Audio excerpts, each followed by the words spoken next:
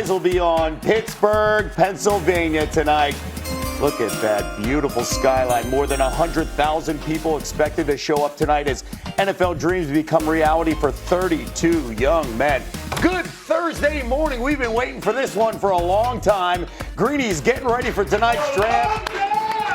Kevin Nagani here with you with our crew in New York. The Hall of Famer, Michael Wilbon, is here along with our insider, Dan Graziano. I got my quarterback here, Jordan Rogers, ready to go. Dan Orlovsky's in Pittsburgh this morning. Football in a moment, but first, the performance of the night, and that is Suns Thunder Game 2, and really it's about this young man, SGA. OKC coming off a 35-point watch. Shea Gilgeous-Alexander continue to put up the work. He was fantastic, driving, step back, money. Thunder up by one after one quarter. Second quarter, they start to pull away. Dylan Brooks, thanks for playing.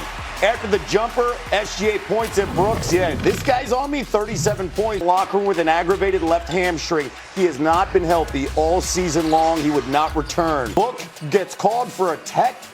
He can't believe it. You see the officials talking. Booker throws the ball backwards by 13. They go to Phoenix up 2-0. But really the storyline is what exactly happened with that technical, and then Devin Booker went off. Michael Wilbon, he's talking about James Williams, the official there in that conversation. Michael, first off, you don't hear stuff like that from D-Book ever in his career. No. What's going to be the ramifications of the comments, and how should the league handle it? The ramification is going to be write a check.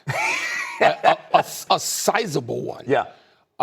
That's a direct hit. You don't hear calling out a referee by name. Yes, he did it intentionally.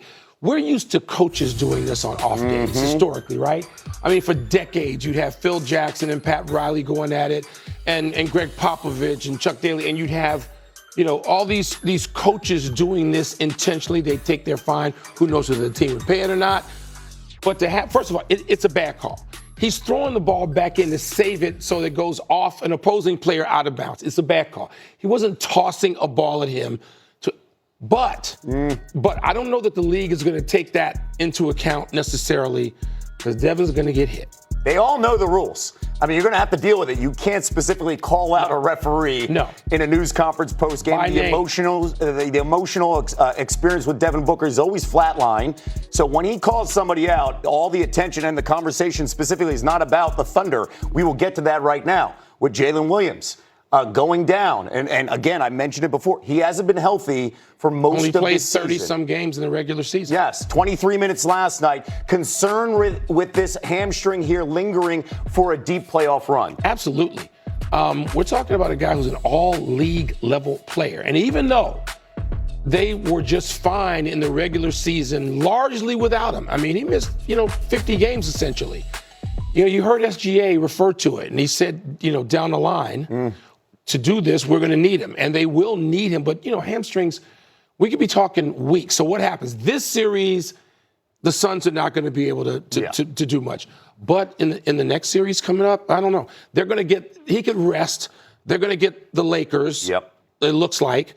But at some point when you get to that next round against Denver, against San Antonio, against one of those teams, they're going to need Jalen Williams. Or even Minnesota. We'll see how that plays out. Let me not discount Minnesota. Understood. Yes. And we're going to continue that conversation. Smith, Phil Murphy rocking with you this morning on SportsCenter. It is cold here in the Northeast, but spring is a state of mind. Oh, okay. And hope springs everywhere in the NFL with the draft tonight. That's one way to put it, Phil. But we started the defending champs who brought the boom last night in Game 2 of the first round of the NBA playoffs. And can anyone stop that guy on the right? I don't think so. Nope. SGA. He's been having his way on the court.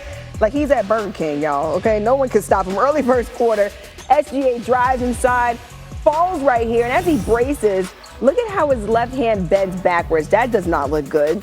SGA in a good amount of pain as he gets up. He can get evaluated on the bench, but he would stay in this matchup. SGA would then get hot after starting the game 0 for 3. SGA would close the first quarter, shooting 5 of 6 from the field with 11 points closing out the quarter.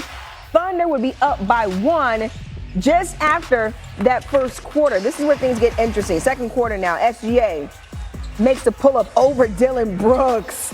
Having some foot head to the locker room, not returned. Mark Dagnall called it an aggravated left hamstring that would be reevaluated in the next couple of days. Reminder, then later on in the quarter, finds his spot, The midi, it's good. Thunder up by 17. 2 minutes left. Thunder up by the podium, calling last night's officiating, quote, bad for the integrity of the sport. Booker was especially annoyed by the tech called against him in the third quarter after he hit Jalen Williams with the ball. Take a listen to what he had to say. I know I haven't won a championship in this league, but I have been in it for 11 years now. So to get to this point, to be treated like that, for me to even be saying something out loud, it's bad. Those are some really strong words. Bad for the integrity of the sport. And you never hear Devin Booker talking about the officiating after a win or a loss. You are correct in that, but Phoenix has to do something. They lost the 2 games in this series by 35 and 13. Oof. They're giving 9.5 at home.